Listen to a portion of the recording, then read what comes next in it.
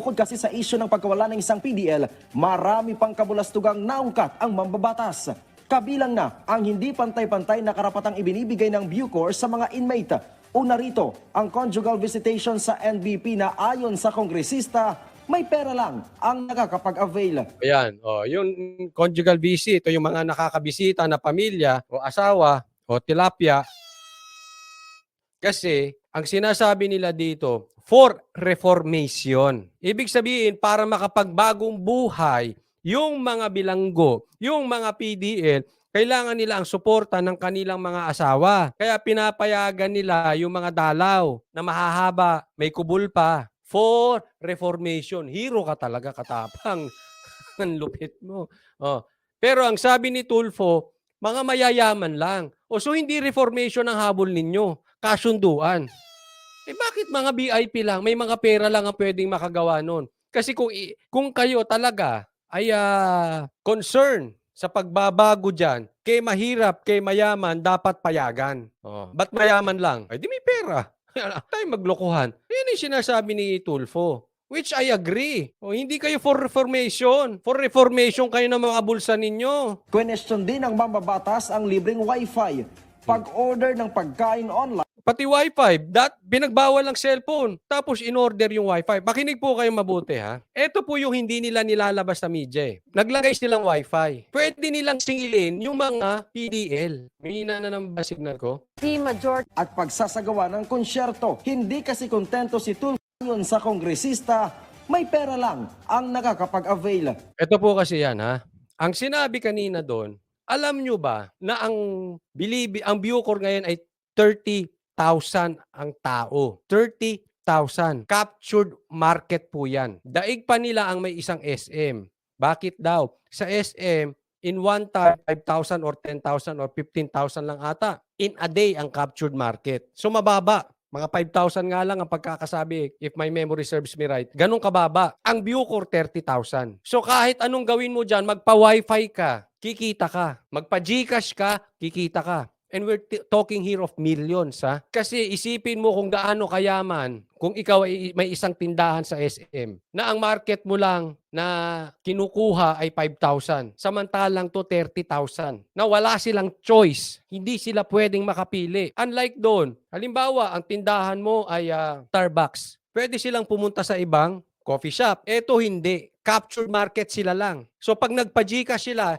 Gcash, doon ka lang mag-Gcash. So lahat ng galawan dyan may kita. Ganyan po ang pera dyan. Kaya nga, marami silang pinapayagan. Nilatag dyan pati mahjong table, bilyaran, karaoke. Ganyan po ang galawan dyan. Binuko nga sila eh. Okay lang daw yun kasi for ano daw yun. Hindi, pati mahjong table, nakalusot. Alam nyo, pati yung mga ice pick, umorder sila. Umorder sila ng tinidor. May kumpleto po ang detalye doon kanina. Na nagtataka naman ako sa media, kumuha kayo ng matitinong researcher, mahina yung researcher nyo.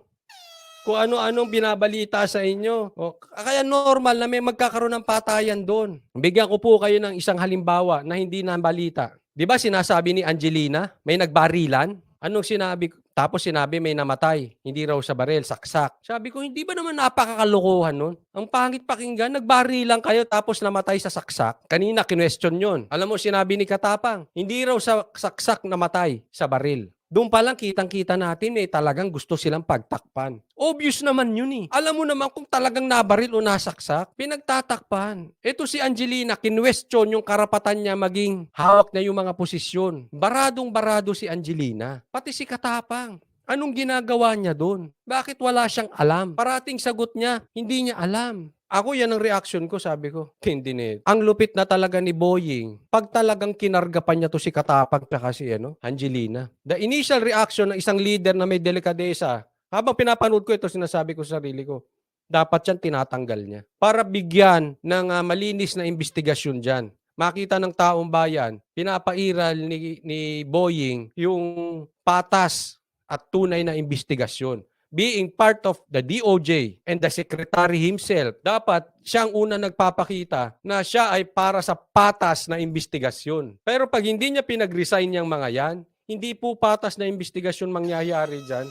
Hindi, malabo. Ay pinagtatanggol na nga nila yung nangyayari. Iba-iba na nga ang sagot nila. Sinong loko-lokong maniniwala magkakaroon ng patas na investigasyon dyan? Question din ng mambabatas ang libreng wifi, pag-order ng pagkain online, pagpuslit ng mamahaling alak, at pagsasagawa ng konsyerto. Huwag tayo maglokohan, nangyayari ang konsyerto. Ayoko na magkwento, baka madamay pa tayo. But anyway, mamahaling alak, wifi, bawal dapat ang cellphone nga pinagbawal tapos may wifi. Oh, sino lang makaka-avail niyan? Again, yung mayayaman. That is not for reformation. Alak po is not for reformation. Hindi kasi kontento si Tulfo sa katwiran ng Bucor na bahagi ito ng pagpapataas sa moral ng isang inmate. Correct! Ano na lang po yung family ng victims ng PDL na yon, looking from the outside, yung nakapatay sa asawa niya, nakarape sa anak niya or somebody. Tanong tuloy ni Tulfo, sino ba talaga ang namamahala sa Bucor?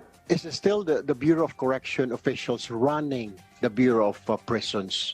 Hindi na po kasi. It seems like the pangkat, the gangs are running it right now, and it is so hopeless. Now, Ang tanong ni Tulfo, ni Kong Tulfo, sino pa ba nagpapatakbo ng Bucor? Kasi lumalabas ngayon yung mga gangs po ang nagpapatakbo ng Bucor. Kasi hindi nila makontrol. Sa isang banda may tama si Tulfo, pero kulang na kulang po. Hindi po gangster ang mga nagpapatakbo dyan. Yung mga sindikato na opisyal na, makakalusot ba ang droga sa loob? Kung walang approval sa ibabaw, yun ang dapat ma-detect. Yung mahjong table, makakapasok ba? Mamahaling alak, makakapasok ba Kong Tulfo? Dalawa lang yan. May involved dyan na mataas na opisyal or tanga sila. Paano isipin mo makalusot yung alak? Ang palusot pa nila kasi yung droga tinatago sa kondom, nilalagay sa puwet. Binanggit ulit siya ni Katapang kanina. Sabi, gusto kong barahin eh. Maximum yan, nakakalusot yung ganyan, hindi nyo paamoy sa aso nyo. Ano yung alak? Nilagay din sa puwet? Yung mamahaling alak? Sagad-sagad sila sa sagad-sagad sila sa palusot. Pero magaling mang corner ang mga kongresista.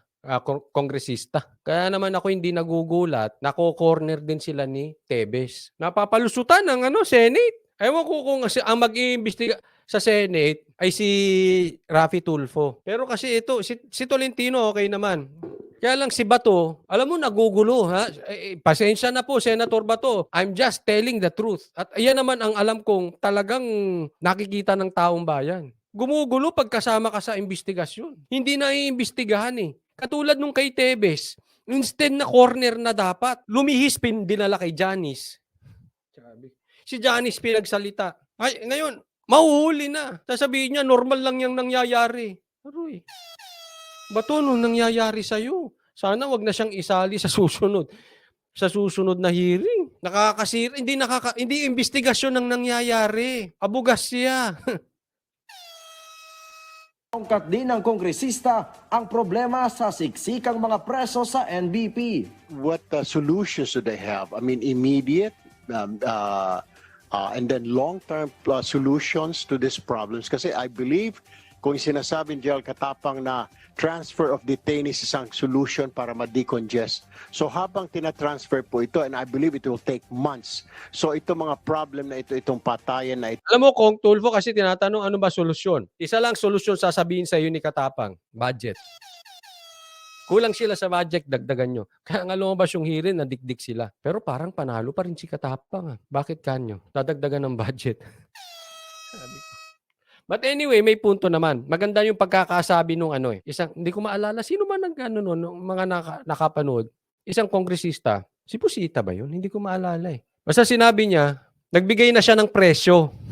Kasi ang solusyon talaga dyan ay CCTV. Hindi na sila makakalusot dyan sa CCTV. Kasi pag may nagsumbong talaga, dapat naka-on ng CCTV.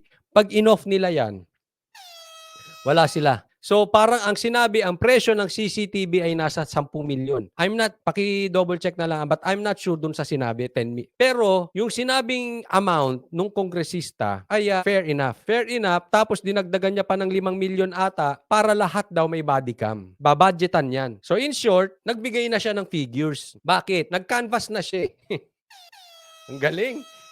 So, sa madaling salita, nakakanvas na sila, binigay niya na kung magkano, hindi na makakahirit sila Katapang nung mga gusto nilang mga pwede nilang ipasok na mas mataas. Bakit? Meron nga kaming alam, 15 million maganda na. Bakit pipiliin nyo yung mahal? Ba't nyo pipiliin yung mga tig-50? Wala sinabi naman na gano'n, ha. Pero ibig sabihin, nag-declare na sila ng presyo. In short, hindi na sila pwedeng tumaas do'n. Kasi pasasalihin sa bidding 'yun. O, wag sasabihin mo nag-bidding 'yon. Eh, ito nga 15,000 kasama na 15 million kasama na body cam. Hihinto ang lutuan ng alak ay lutuan ng ano diyan, yung lutuan ng droga, hihinto ang mga kontrabando diyan kasi marami ng kamera eh. Tingnan niyo po wala pa ngang CCTV, ang daming naglabasan na videos. Daming naglabasan na pictures. Kaya nagulantang sila eh. Oh, meron pa ngang tanong si Akop, dininay ni Angelina na hindi daw niya kakilala, ganito. Tapos nagpakita ng picture, ganito pala nangyari. May utang, basta nag-research si Akop, kaya barado sila. O, yung isa naman, yung si Gcash girl, hindi raw niya kilala si ano, pero sinabi, sa bandang huli, na-corner din siya, at sinabi, siya pa ang tumulong si Angelina pa ang tumulong doon kay Gcash girl makapasok. Kung may naglilik na info, wala pang CCTV, lalo pag may CCTV, maglilik talaga yan. Kaya wala silang lusot dito. To will continue, General Katapang. Lumalabas naman sa pagdinig ng malaki Si Busita nga. Tama ako ng pagkakaalala sa Busita. Si Busita raw. Galing eh. Parang natatameme siya. Sabi ko, naku pa. Paano pa kaya makakahanap ng mahal na ano? Siguro, ako naisip ko lang yan. Paano pa kaya makakahanap ng ng ibang contractor? May alam na to si Busita na 15 million. ang posibilidad na tumakas mula sa kulungan si Kataroha. Taliwas sa unang napaulat na Parehas na ito. There's a Parehas sila, anong drama nila? Posibleng nakatakas. Magkaibang media yan ang topic. development because right now there's a possibility that PDL Kataroa is still alive in as much as even her mother or his mother is now telling us that he wants his son to surrender to Rapi Tulfo. Pangako ni Bucor Director General Gregorio Katapang, mas hihigpitan na ang pagbabantay hindi lamang sa mga inmate kundi maging sa mga tauhan ng NBP.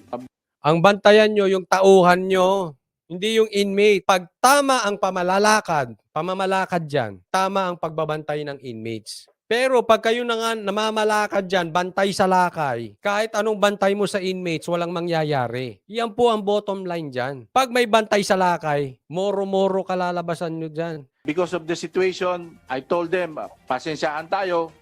I care for your human rights, but as of now, I have to be stricter Oy! in the visitation, food, GCash, lahat ng pribileyo nyo, I will have to look into it and then Wag mo nang tingnan, Katapang. Kung ako sa'yo, pati ikaw mag-resign para magkaroon ng patas. Yun na yun eh.